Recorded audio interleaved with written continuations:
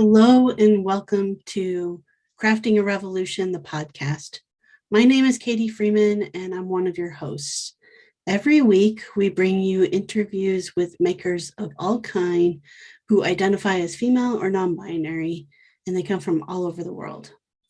Today's guest is Alex Simon, who is a ceramicist and self-described glitter queen and sparkle queen. There's lots of laughing in this episode, in this conversation with Alex, and also just like lots of talk about, getting real of what it's like to be an artist and running your own artist business. So Alex shares her own journey and experience with that, and maybe some of the stumbling blocks along the way. So a really great interview. Before we hop on into the interview with Alex, though, I want to give a big shout out and thanks to the patrons over on Patreon. So thank you so much, Lee at Lee Runyon, Annette 513 Woodworks, Katie Thompson, Women of Woodworking, Kevin, Lefty's Woodshop, Christy, Twisted Twine, Jeremy Speece, Sammy, Go Sammy Lee, Rachel, Moody Makes, Bonnie, Toolmom Bonnie, toolmomstore.com, Laura, Oakley Soap Company, Brandy, Studio Obey, Lee, the Rainbow Carver, Ellen, Little Bear Furniture, and Ethan Carter Designs. Thank you all so very much for your continued ongoing support, helping to produce lots of episodes, just lots of episodes, and keeping the podcast going. If you would like to help keep the podcast going as well, you can check out the options available over on Patreon. That's just patreon.com/crafting revolution. And over there, you'll find options that are supporting the podcast on a monthly basis, starting at just $1 a month. And the top tier is $5 a month. So go check that out. If you love the podcast and would like to support in just like an occasional tip or, an occasional donation, please follow along with the podcast over on Instagram at Crafting a Revolution. Go to the link in bio there, and there's a button right there to do that. So go check out those two options and help keep the podcast going. All right, with no further ado, here is Alex Simon. Cool. If you're good, it's pretty much just going to be fairly free flowing. So I know, like we're queer maker extroverts. Let's do this shit. Yeah. Game on. It's like obviously we'd already be friends. So here we are. Family. It's like hi. See you next time I'm in Iowa. That's right. Obviously. Can't wait to meet the wife and kids. That's right. Bring it on. Our dogs are already friends, I'm sure. Exactly. Yeah. Well, cheers. Alex, good morning. Yes. We on the podcast, I like to start by asking guests to introduce themselves. So if you're game, let's do it. All right. Hi, I'm Alex Simon. I use she, her pronouns. I am located in Portland, Oregon. I'm a queer, extroverted, Aries, femme, body positive, sparkle queen, who loves to make magic and art and community. And I love to put my unique perspective and my unique experience into what I create, and then put it out in the world. And I hope that energy that I put into my pieces ripples out, and that people get to feel that magic when they interact with my work, whether it's digitally or in person, hopefully. Yeah. Awesome. Yeah. What is your brand of magic or brand of art? Like, what is your primary medium, I guess? My primary medium is clay. Okay. Is under the ceramic umbrella, but I am very much also a sparkle queen in sequin collect. I'm a big sequin collector, but I also am a bedazzler. So that energy of like the sparkle queen persona, or really it's not a persona, it's a lifestyle, if we're being honest. And we are, because it's a podcast.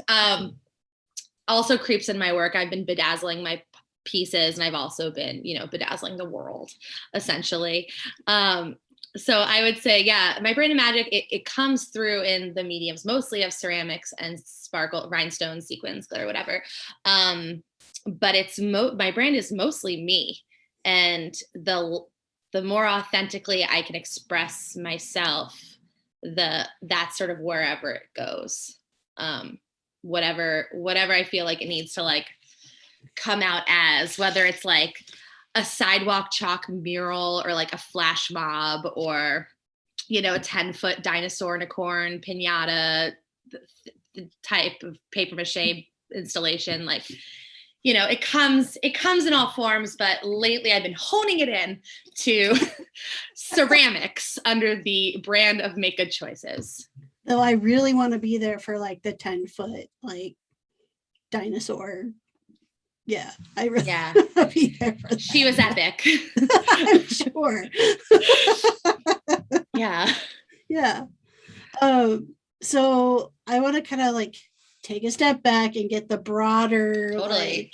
Like, what is Alex's story from like baby Alex? Like, where were you born to how did you get into the world of sparkle and ceramic? Yeah.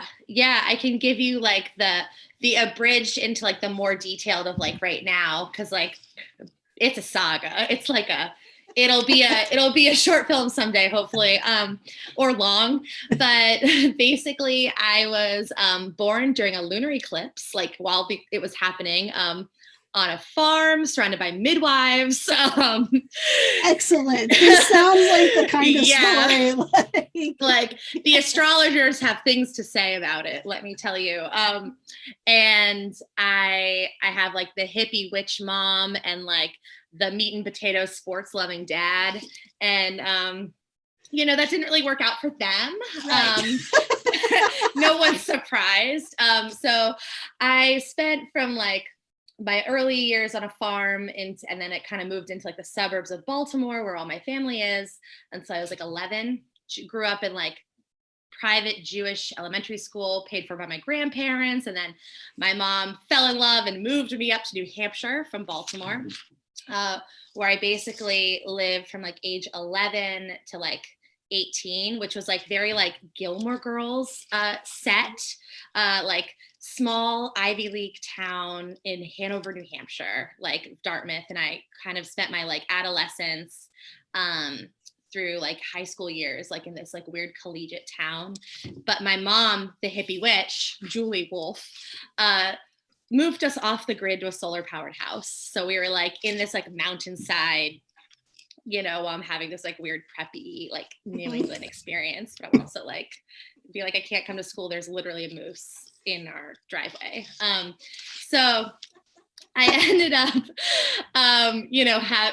going to the Lilith Fair and like going to the Ani DeFranco concerts in Vermont, and like very much like identifying as bisexual, but not really out yet, but just like always a summer camp kid, like an only child who went to camp every summer and was in all the musical theater shit and the indoor asthmatic vibe. And, I ended up going to college in Southern Vermont at Bennington College, which is like basically the Hogwarts of small liberal arts schools. Like they like place you in a house based on your personality. And I went there to study psychology, but I was placed in ceramics. And during my first week in school, I was spending like every night until 2 a.m. at the ceramic studio. And I was like, fuck, we live here now. So I ended up studying, getting a degree in liberal arts with a concentration in sculpture and ceramics. And the school's 500 kids. We were all like real weirdos. Like peak weird, like isolated on a hill in Vermont, like just going for it, and I was still like a counselor at summer camp every year. So I like was really into community and really into the arts and like really into this like small, like intentional energy of being a weirdo and like owning it and being loud and being really accepted for like being out there, because like that's like kind of what I was cultivated in like this summer camp energy of camper to counselor, and then like this small liberal arts witch college or whatever. Not witch college, but it wasn't witchy. It was just like the weirdos all found each other, and we were like happy about it. So basically then my life, I basically sold all my pots from my like senior year of making pots, and funded a whole summer of travel across the country to figure out where I wanted to land in my adulthood, and like spent the whole summer just like going from city to city and like, do I want to live here? What's up, Florida Keys? Like, what's up, Ashland, Asheville? Like, you know, where the Chicago, LA, Sierra Nevadas, like all this, like, you know, a little whitewater rafting over here, a little city over there. And I fell in love with Portland. And, while I was doing that trip, my witchy mother, Julie Wolf, was doing a 4-month solo backpacking trip through Alaska and Canada, as one does. Right. And eye roll, hair flip, whatever. And at the end of our journeys, I was like, Mom, I'm moving to Portland. She was like, cool, I'm moving to Alaska.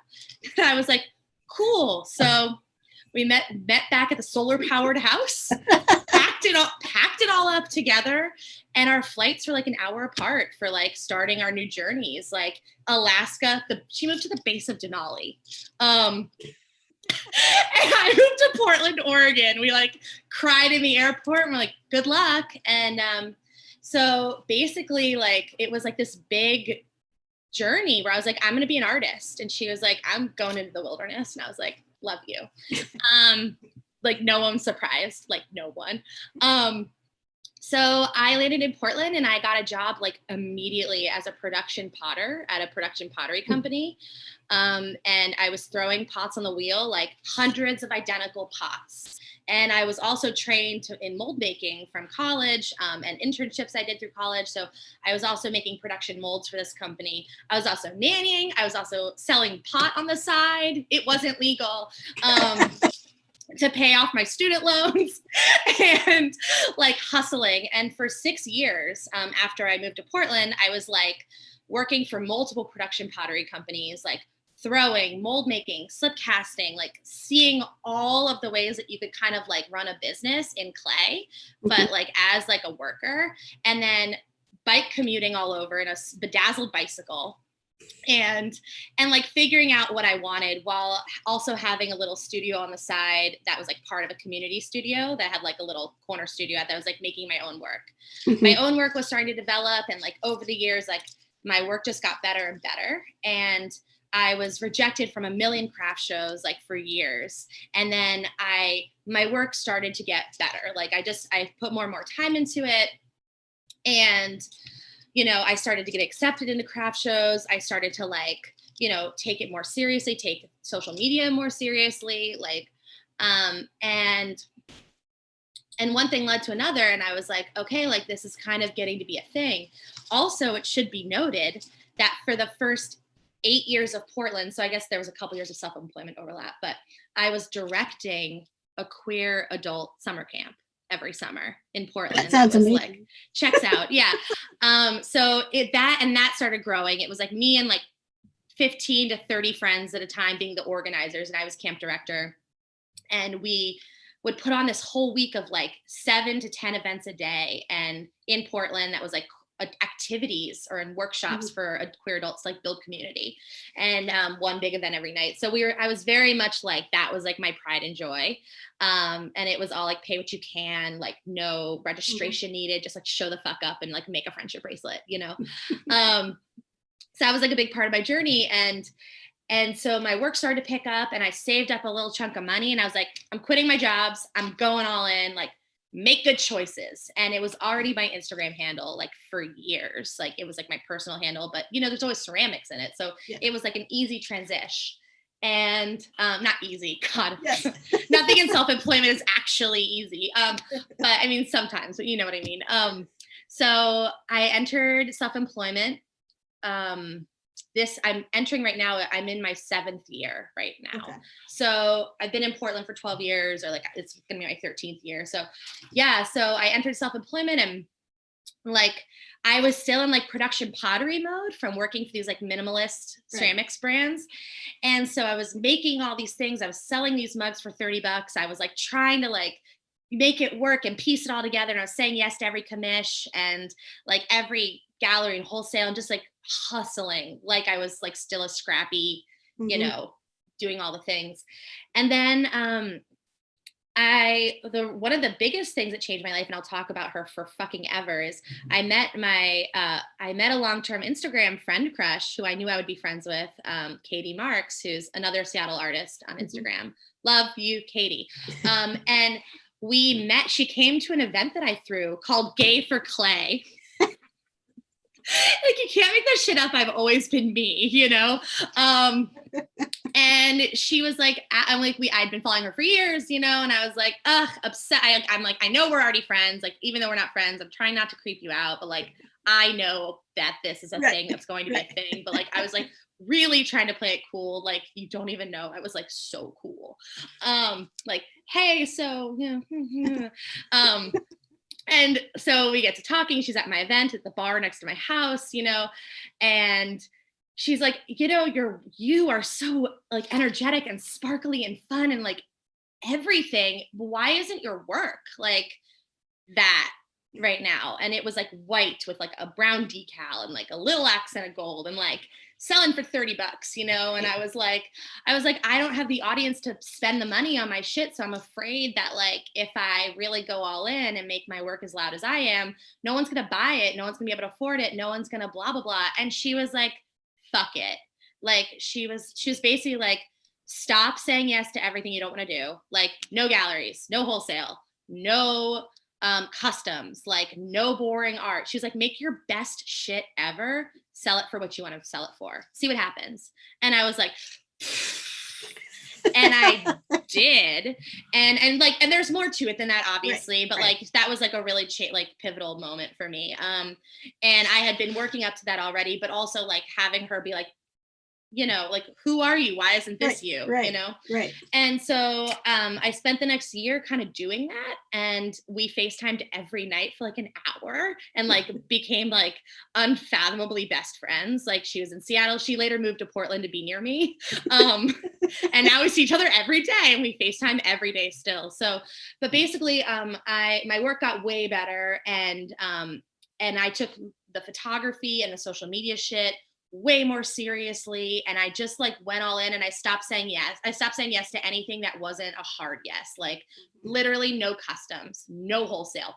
I was in like 4 galleries, like no galleries, like no anything, unless I was getting paid 100% for my work. Like, I wasn't giving anyone else my money anymore for like, you know, I'll give my money to accountants or like whatever. Right, but right. And my work took off and people started to like dive in for it, and they started to like compete for it, and it started to sell so much faster than it ever had before at like a lower price point, because it was so much more interesting and it was so much more authentic.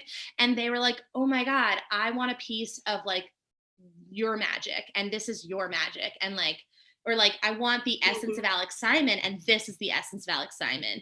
And they were like, and it's worth it. And I was like, yeah, it's worth it. And so like, it just like was like this cyclical, like, yeah, I want to put my best work out there, and you should want to pay the most money for it, because that'll bring you joy too. And you want to support me, and I want to make you happy. And like, here we are. And my inhaler pipes used to be $22 and now they're like $160.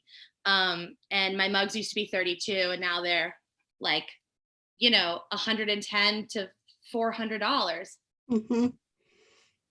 And now I have to be like, how? And I have to be like, how? Because like, I'm listening to that story and that like pivot moment, right? And like, I feel like at least I feel like I had a similar pivot moment, like not that like terribly long ago, where it's just like, actually it came with COVID, and it was like, people are asking me to make them, like they're trying to support me and they're asking me to make them stuff that I like, I find no joy, none, dude, in making. And so I was like, no, I'm not going to. And I was like, and like my job at the start of COVID was like, went down to nothing. Yeah. So I'm like, okay, I can either just like sit on the couch and be mortified, like be terrified, you know, by the lack of money, right. Or I can like still have that mindset, but go and just make whatever the fuck I want to make out in the garage. And like I did that, and I have had people respond, but it's still like, I don't know. I always struggle with the like finding the audience that wants. Yes, it's about finding your people that connects to your shit. And it does, the thing is like this, my story is like really exciting and enthusiastic, but it doesn't happen overnight, like it didn't happen all at once. Like every year has been growing. Like the first 2 years, like I can tell you where the food banks are in my neighborhood, and like I didn't have to ask anyone for money, which was like a blessing, but I keep my expenses low and I prioritize paying off my student loans. And I did.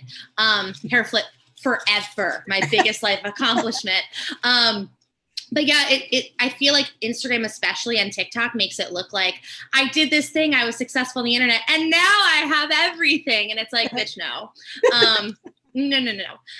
It's like you have to always be easy on yourself because it's a journey. And it's not everything at once. But like what I realized in this is like doing those custom orders that you don't want to do, or doing like the things that bring you, like take the life out of you, takes away your energy to make the things that are going to make you take off. And so like I'll only do those things for the people I love. Like I'm only going to do that fucking custom mug with the baby's footprint in gold for my friends Megan and Cheryl, who tried to have a baby as a gay partnership for 6 years.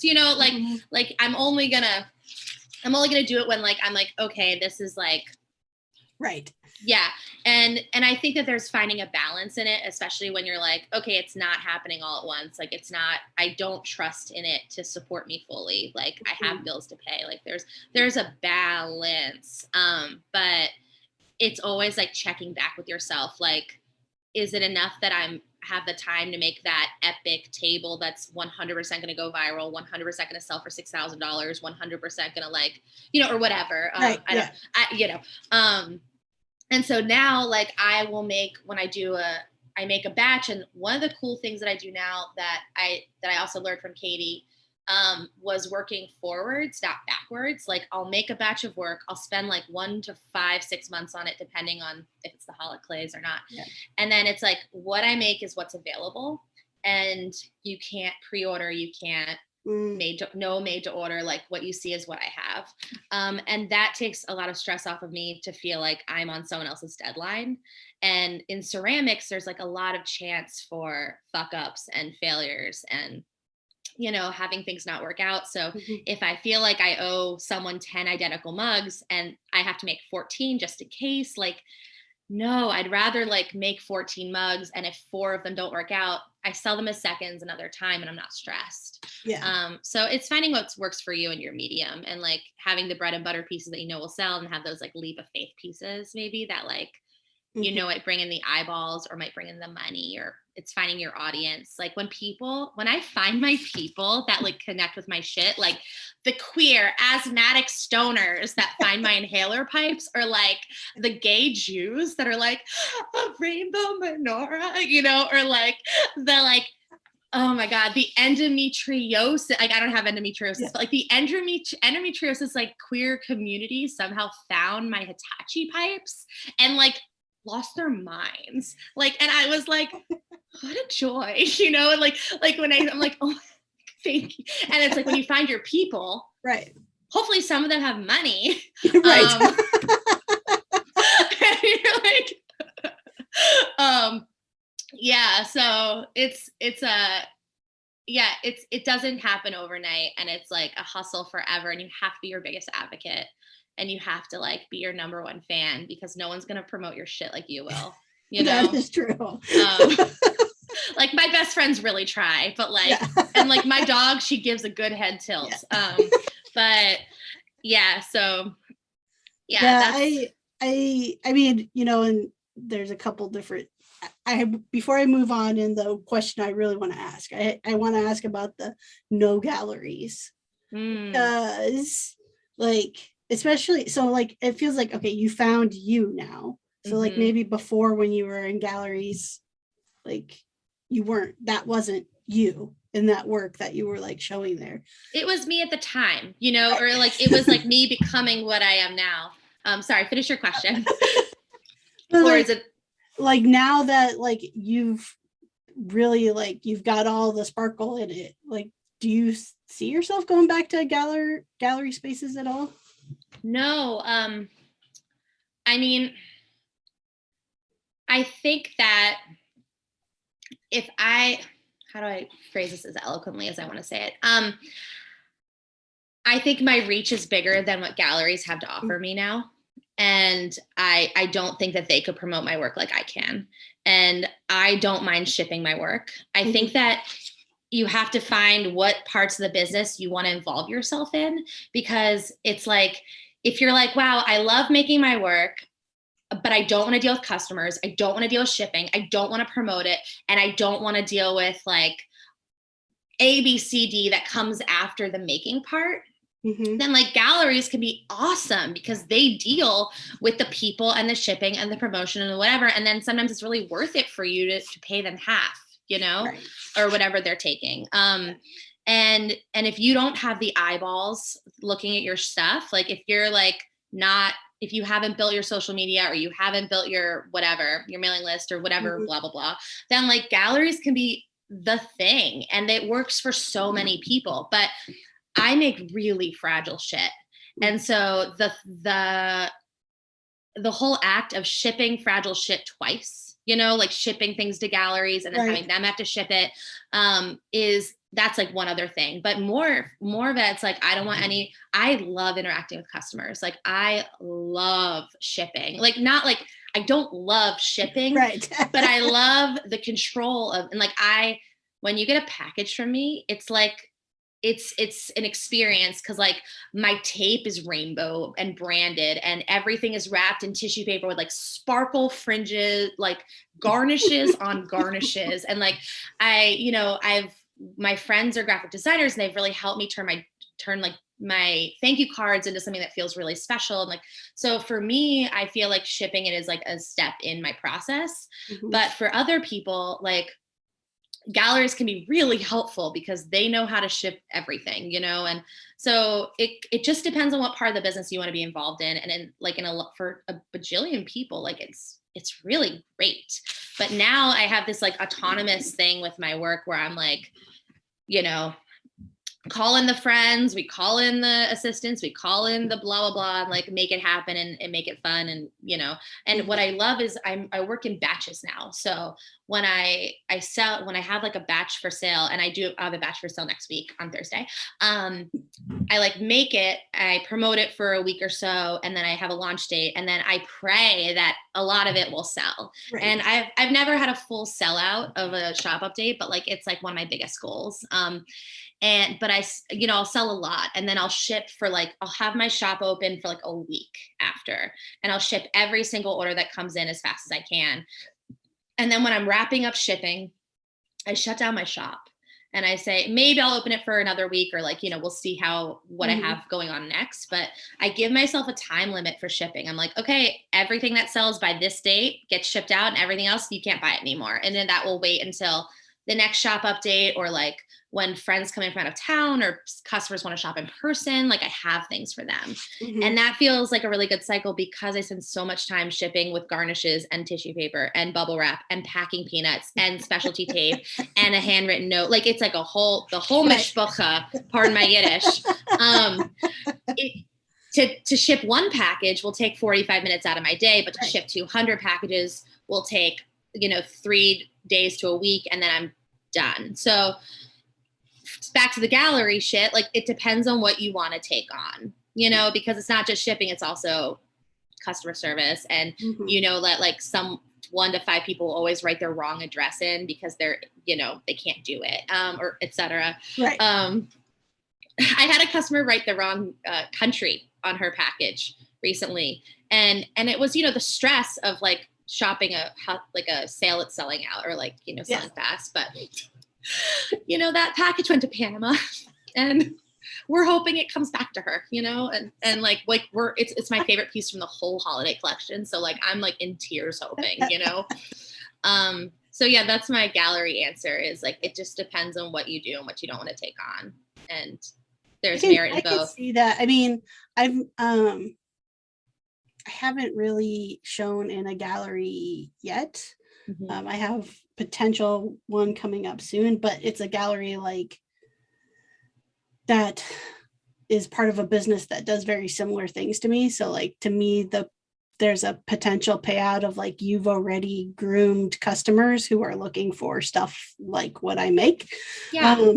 And so to me, I'm like, there's a higher likelihood that somebody's going to buy something mine in that space. It's also like if you have a high-end piece that's been sitting around, that's not moving otherwise, that you're like, yeah, I could pay you, a fraction of this cost for you to move it. And I don't have to ship it and I don't have to deal with people. I'm not saying you don't want to deal with people, but you're like, there's like a point where it's worth it, where like if I have like a couple really high-end pieces that I refuse to discount, and if a gallery was like, you can we'll take 30%, I'd be like, let's see what happens. And I would up the price. Right. And I would give it to them, Right. And so like, there is no, there's also some weird clout that comes with it, No, I mean, that's something that I actually do. And I learned because when I first got really kind of started as a business, I like beat the pavement in my local area and went to like interior designer spaces. And I was like,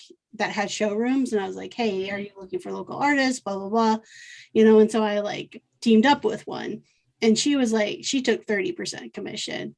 And that was like my first time of ever dealing, like, I've never been part of this world type thing. And so I was like, okay. But she right out the gate, she's like, okay, so here's how you do it.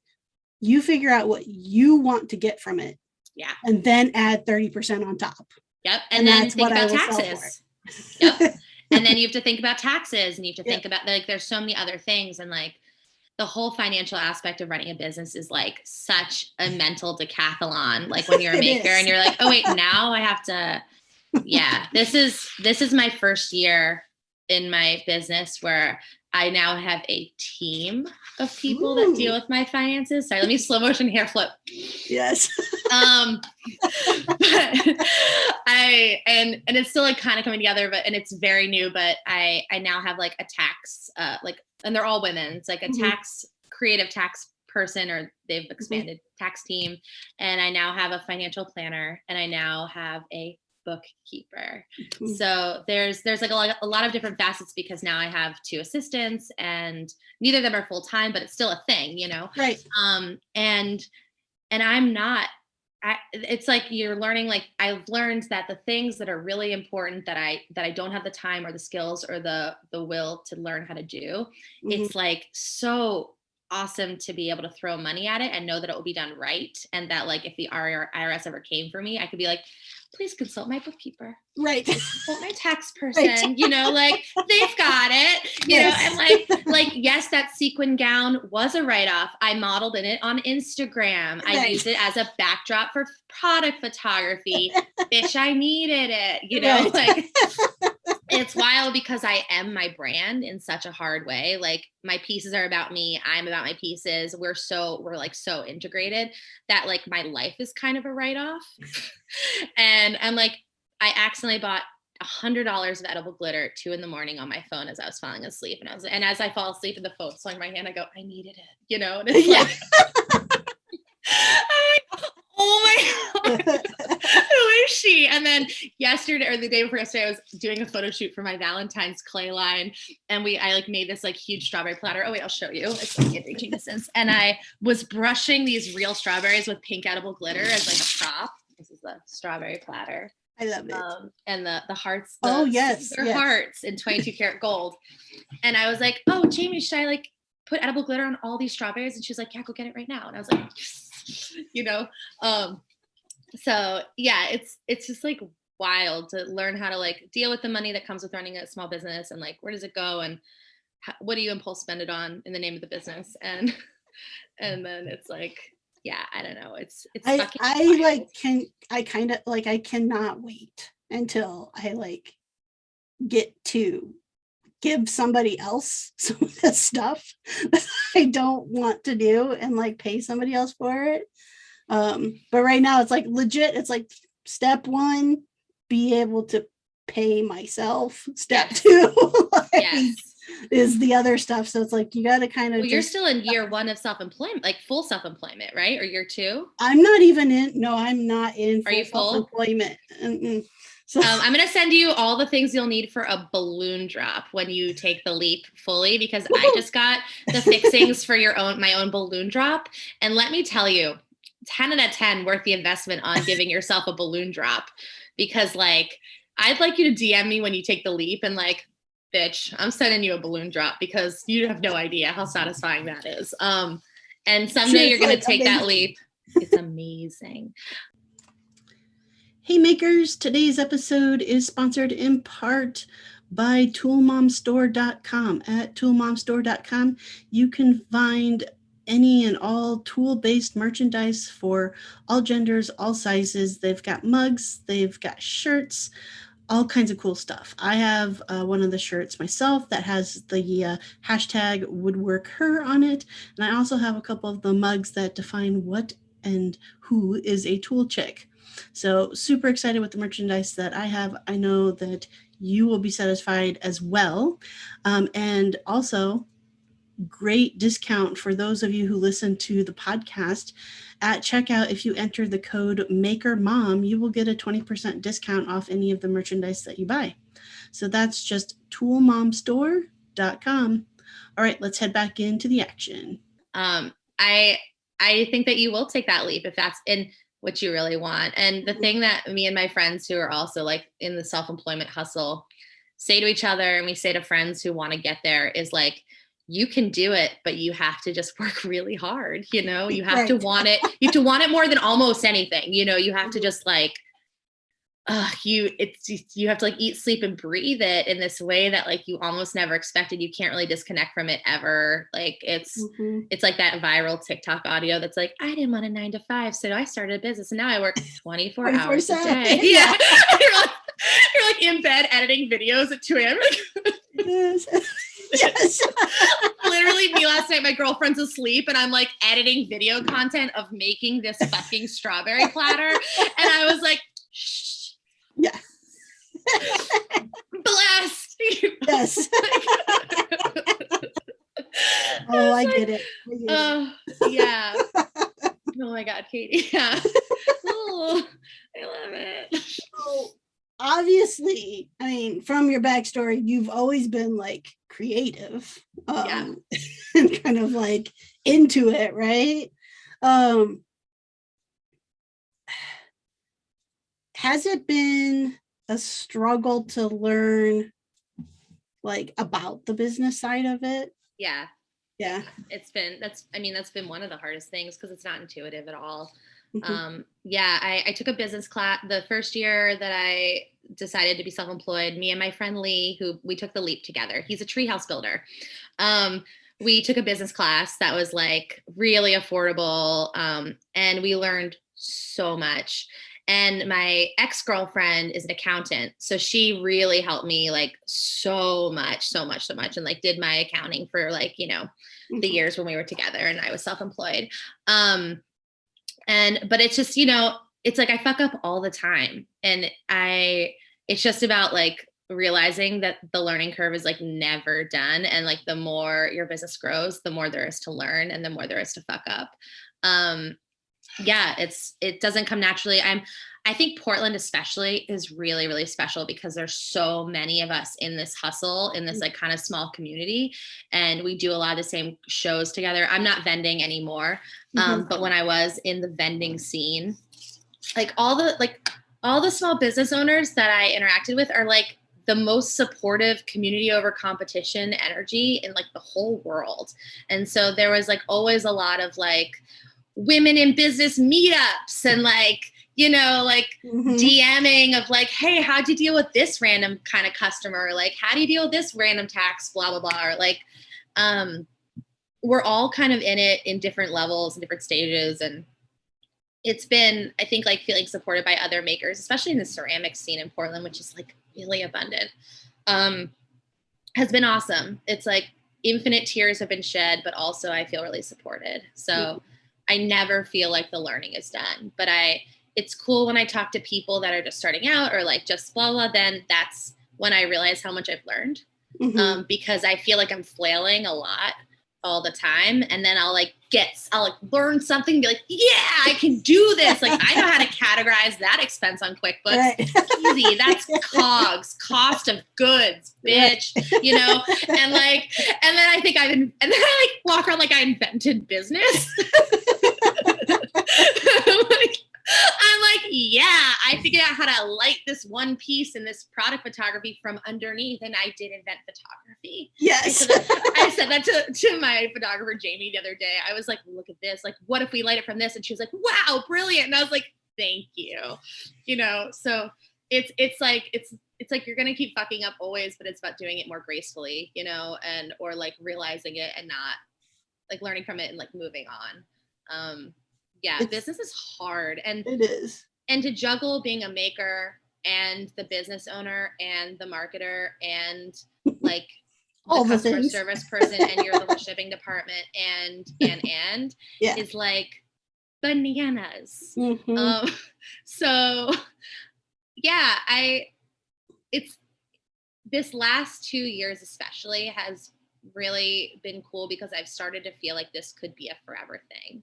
Like I feel like I've passed this hump where I feel like I'm in full chaos all the time to like knowing kind of like what the cycles are of the chaos. And then I can like anticipate I'm going to have a hard time here. Like I need to prep for this. And then it doesn't mean that it still won't be chaos, but like, you know, it'll mean that like, I can look at it and be like, right. You know? like taxes are hard. So I'm going to like dedicate this time to feel out of control instead of being like, I'm out of control. And so is everything else, you know? Yeah, that's where it sounds, agreed. Like I've been running my business, you know, as a side hustle for 5 years. And so at first, and I still think it is like, do you want it to be full-time? Is that the goal? Is full-time the goal for you? Yes, that is absolutely the goal. Cool. Full-time plus being able to employ others, and specifically like women, non-binary, trans, people of color, like basically just not a white cis male is like, like anybody else but that is who I want to be able to employ. But yeah, I was surprised at like there are levels about the business that I enjoy learning, like just because it's not something like you said, it's not intuitive. It's not something I ever took classes in or anything like that. So it's all learning. But what you said about the like you learn a thing and then it's like still another struggle. To me, that sounds like parenting. It's like every age you have a kid at, it's like it's really hard. And then you just master like how to deal with that like age specific thing going on, and then it's their birthday and then you have a new like age specific thing to deal with. So do you find that it's like really hard to run your business and be a parent? Like, do you think that they like conflict with each other, or like do you find that I think actually because like I didn't start my business until after my second was born, so but I think what it taught me, I always thought I was really good at multitasking. I'm like way better at multitasking like now. The parenthood part taught me the like serious multitasking. I would say where it competes is I've learned to have to put boundaries so that I can still feel like a good parent and a good wife. So like, you know, up until dinner time, yes, I can, like I'm on my phone, checking things, interacting on social media, answering questions, blah, blah, blah. But like, as soon as dinner time hits, and then basically for the rest of the evening, you're present. Yeah, I'm present with them. And in the first few years, that wasn't the case. Like I was constantly on my phone, and I mean, it just, it doesn't create the best home atmosphere. And sometimes it still creeps in, and I know it creeps in, you know, when my kids are like, Mom, you're always on your phone. And they always have to put that inflection in their voice too, of course. My dog will knock my phone out of my hand sometimes. You know, it's similar, same thing. Like, my kids just come and take the phone and then start like making their own videos. And that's always fun to find later on the phone. I'm definitely at that point where I'm like thinking about having kids and I'm like, could I do both? Like my business is really like my number one in this way. But I'm like, if I get to a certain point where like I can delegate certain things and like there's passive income in these certain ways or like whatever, like Patreon, an apparel line, like merch, more merch. I don't know. Like, would I be able to turn my phone off at dinner time, or like, would I be able to like, be present like that? And so I am always interested in asking other makers that live that like dual attention span. And I have like peak ADHD, like even on medication. I would say like, honestly, like the making part of it, outside of like the business part of it, the making part of it makes me a better person. Like if I'm not creating, I'm not fun to be around. So like, same. So I have to have that creative world. And also I think at first I felt like really guilty about it because when I started my business, like my kids were super young, like 3.5 and 1, they were like little. But then I realized like I'm also showing them like when you're super passionate about it, it still requires a lot of work. To your point, like it requires a lot of work. And so I'm doing this and like showing them that yes, it's a lot of work. And it's also showing them things that in a world that they're growing up with. Like my oldest, he's 8.5 and he's like constantly like basically my social media like advice giver. He's like, this is how you should do it when you do it on YouTube, and this is how you should do it for your podcast. Love him. He's a write-off. What? Who said that? Oh my God. So wow. I mean, and then like in my youngest, my daughter, like she spent it on the weekends. If I'm making, like she wants to come help me out in the shop, and so then that's like, that is actual quality time. Does it take me longer to get all that stuff done? Yes.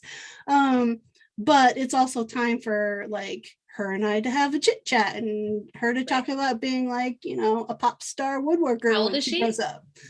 She just turned 6, actually, on Tuesday this week. So those are fun ages. Yes. Yeah. And monster ages. They all are though. Yeah. Yeah. My girlfriend has neighbor kids that are those ages. And like every time I walk out of her house, they literally like run out of their house to see me and like beg to play with my dog. And it's like, now it's this point where if my dog sees them out the window, she's like hysterically sobbing to be with them. And I'm like, what have we become? Oh my God. Yeah. So I know those ages and they're like the best. Yeah. Cool. So yeah, I think you do it. It's just, you make it happen. Like you just figure it out. Right. And just like with your business. Yeah. Figure it out as you go. Yeah. Totally. Learn as you go. Now, I've had a few ceramicists on the podcast, and learning about that kind of world. You went to school, you learned about it in school, but do you feel like you learned like more about it after school, like really got into it after school? I learned a ton about the technical aspects of ceramics at school.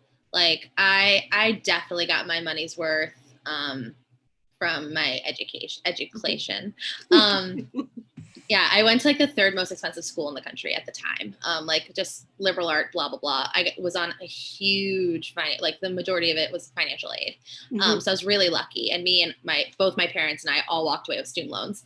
But thank you, Mom and Dad and me. And we all paid them off in 10 years and we did it. But yeah, I learned the most technical things from my education. And then one of the cool things about Bennington College is that every year they send every single student out to the world for 6 weeks during like the coldest time in Vermont for like January 1st to February 15th. to go do an internship in your field, and you can like apply for money from the school to like get funded to go places and do cool shit. So every year I went and like learned about a different aspect of ceramics or like ceramic business or being an artist. Like I worked at a clay art center doing gallery shit and like making glazes, teaching classes. And I worked on an island in the Keys and like learned about making 4-foot tall tandoor ovens for Indian food restaurants. And like I worked in Kansas City with like a decal artist and a mold maker. And so during those years, I was like trying to figure out like what facet of clay like I wanted to be in on, whether it was like production or so the community aspect or like business or what. So that was like where I learned like a lot of the nitty gritty and like answered a lot of my questions about like what my life could look like in clay. And then when I was in Portland, I really got deep in what would it be like to do production in a business. So it was less about like, I had the skills, so I was very hireable. But then I saw what the lives were like of the people that were running the businesses that I was working for. And that was what like kind of blew my mind and taught me what I did and didn't want also, because I like knew I wanted to be in clay and I knew I wanted to make my own shit. But after working at these like bigger production pottery companies, you know, some of them only had like, when I started working for one company, it was just me and the owner, but then it grew and grew and grew. And then I was one of 5, 6, 7 employees. And then this other company, I was like one of 30 employees or something. And I learned that the owner, once you get to a certain point in business, stops being able to make the pieces and starts spending their days in front of the computer and like becomes a manager or like becomes the person that's like talking to all the vendors or whatever. And I was like, that is not what I want. I never want to get to a point where my business is so big that I am disconnected from the pieces and my hands aren't on every single thing, at least in some way.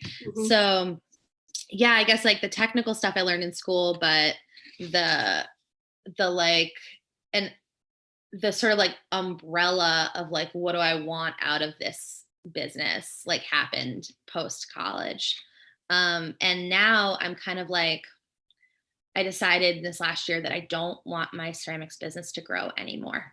That the amount of pieces I'm making is where I'm kind of going to stay, and that I need at least 2 to 3 days in the studio alone to work and like be my own brand of weird and creative. And then I need a couple days where I have an accountability buddy and extra hands to do the things that like, I don't need to be standing for 5 hours anymore. Like I don't need to be, there's like things that my body doesn't want to do. And there's things that like I can delegate and it's okay. And my friends, my assistants are really skilled. So like I can trust them with things that I don't need to do, like doing certain mold making things or whatever, casting or whatever. But I would rather make pieces that are always getting better and that they're getting more expensive than become like a factory or have to move into a bigger space because my production is growing, or like, yeah, like shipping 300 boxes during the holiday season is like, we're cool. Like that's enough. That's fine. You know, like when you roll up to the post office with like 2 Honda Pilots or whatever full of boxes, you're like, we're going to just call it here. Like this is enough. So I would rather, I want to stay where I'm at and then find a way to like grow my brand in other ways, because I'm so multifaceted that I can like make good choices being other facets of me and still being really authentic, like not having to like touch every single piece for months during like 40 different stages of the ceramic process. Because my pieces, like I know you've talked to other ceramic artists, but my pieces go through 4 kiln firings on average. Like there's a bisque, there's a glaze, there's a gold firing, and then often there's a mother of pearl firing. And those all melt at different temperatures. And then there's usually there's sometimes a bedazzling, or there's like, and then the bottom of all of my pieces now gets sanded with 60, 120, 220, 400. Every single piece gets sanded to 400 with a wet sanding process at the very end. So like, it's like as silky as like, you know, you could put on your most tender mahogany wood or whatever, there's like the softest wood, and it like will never show a trace, you know, because I want these pieces to feel like a gift to yourself and in like every way you interact with it. So, and to be able to stay at that high quality, I need to like not become a factory, you know? Right. Yeah. Sorry, that was a big tangent from your question. No, that's fine. That's fine. I just want to I guess ask one question before we like wrap it up, but Yeah.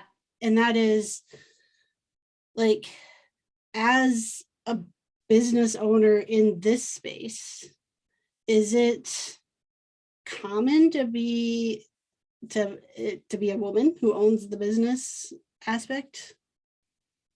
In this space being like The ceramic, like, oh, yeah. I think, yeah. Okay. I think common to be a business owner as a woman, I would say yes, but I would say in general, the field of ceramics, especially in higher education, is still very white, cis, male dominated. Hmm. In terms of like the people that are teaching, the people that are getting the most attention, the people that are not necessarily on the internet, but like in the highest level of recognition, in like the ceramic conferences or the award-winning blah blah blahs. Yeah, and there's some big movements happening in the community to like call people out on misogyny in the ceramics community and problematic shit that goes on. But in general, I don't feel like that we're lacking in women that are thriving in clay. Mm-hmm. Yeah, I feel really empowered when I see other women doing it, and I see a lot of them.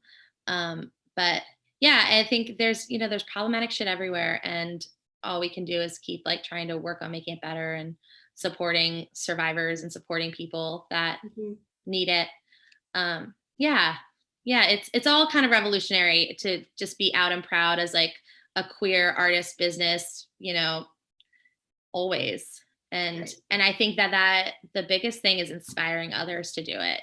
And if Mm-hmm. you are like living loud and being like, you can do it, I did it, it's hard, but like, people, Right. I think the biggest thing is, how hard are you willing to work? Like, Mm-hmm. are you willing to do the work? Because this shit's a lot of work. Like the ceramics is a lot of work. I mean, any maker field, but damn. And it's not cheap making Okay. it's really expensive to make what I make.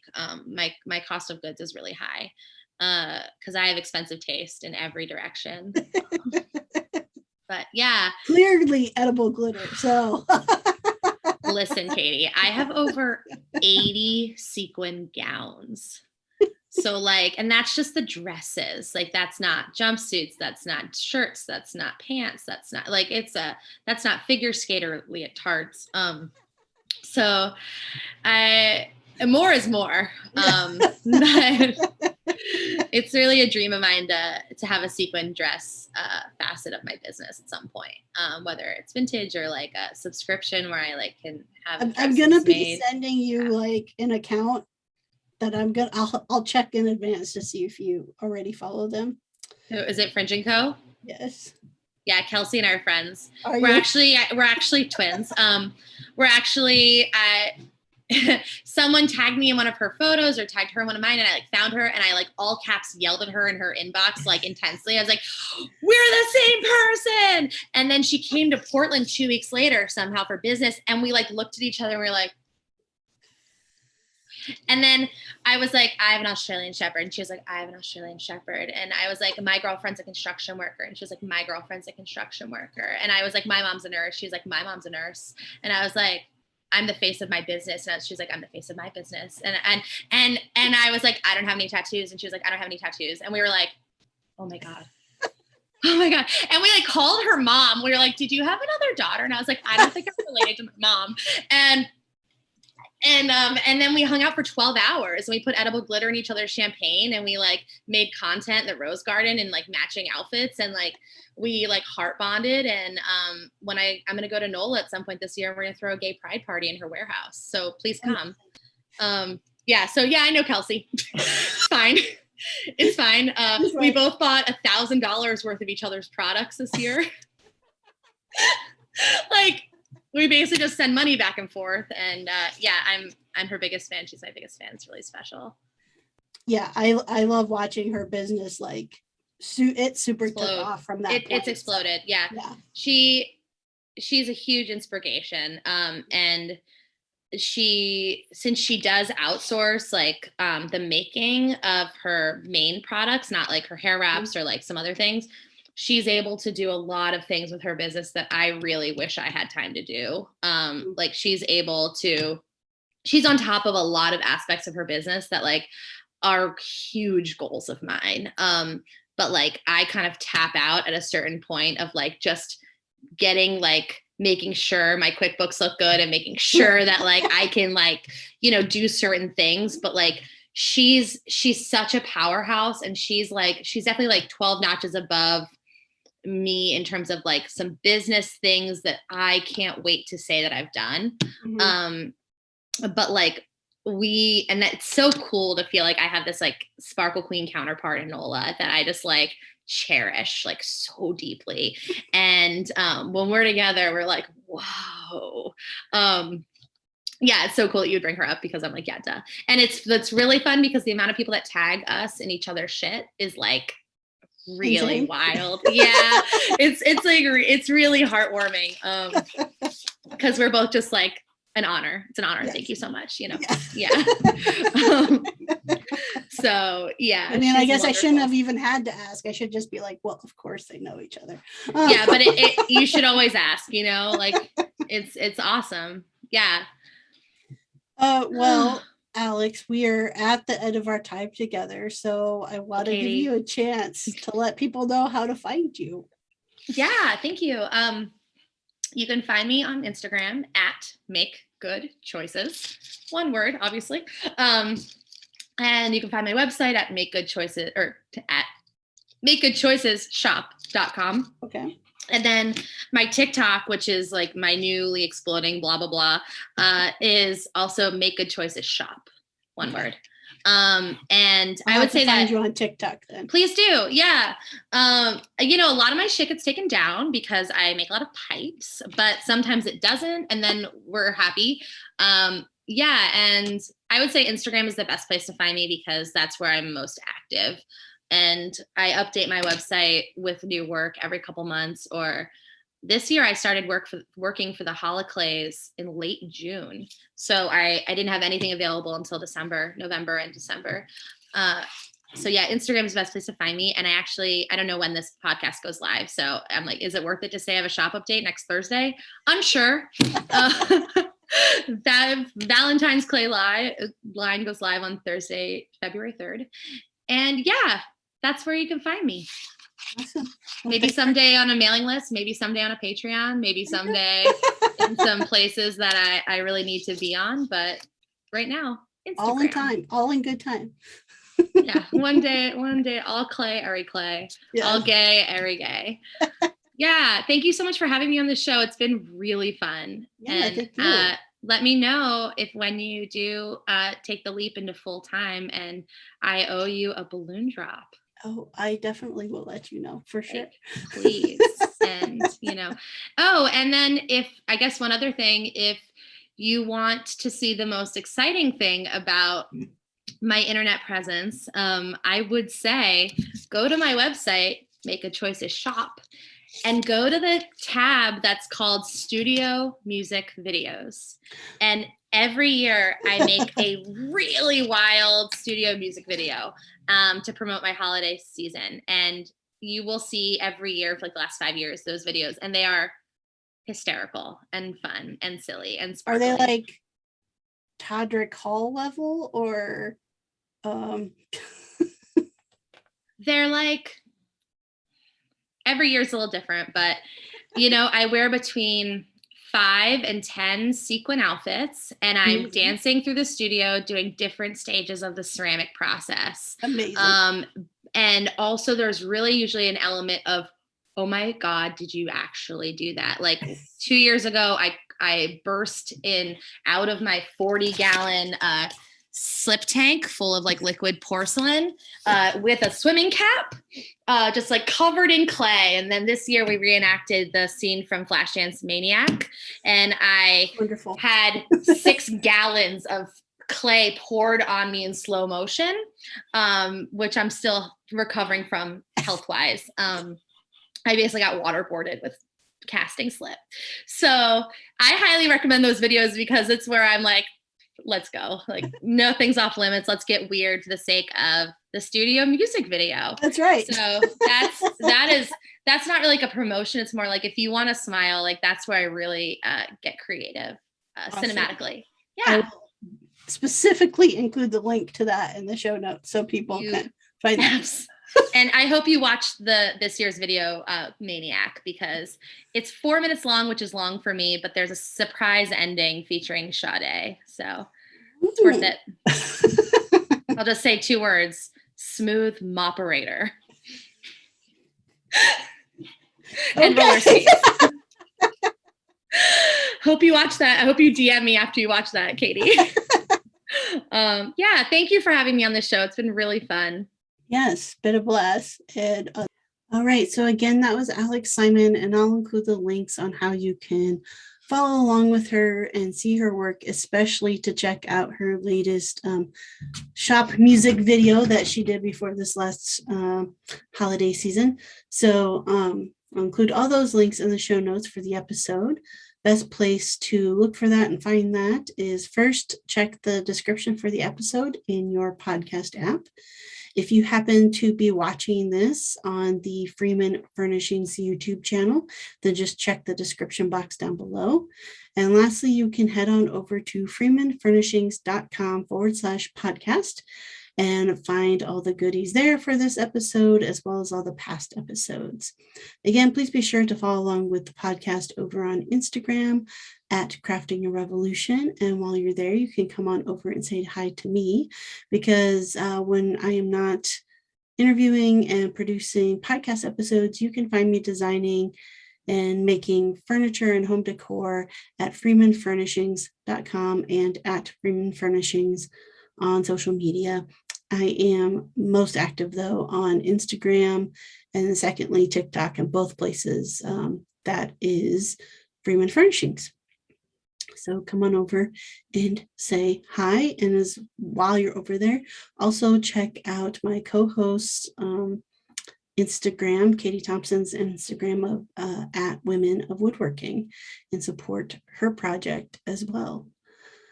All right, so end of a week. Next week, bring you 2 brand new episodes. And as always, let's go craft a revolution. She, her, they got something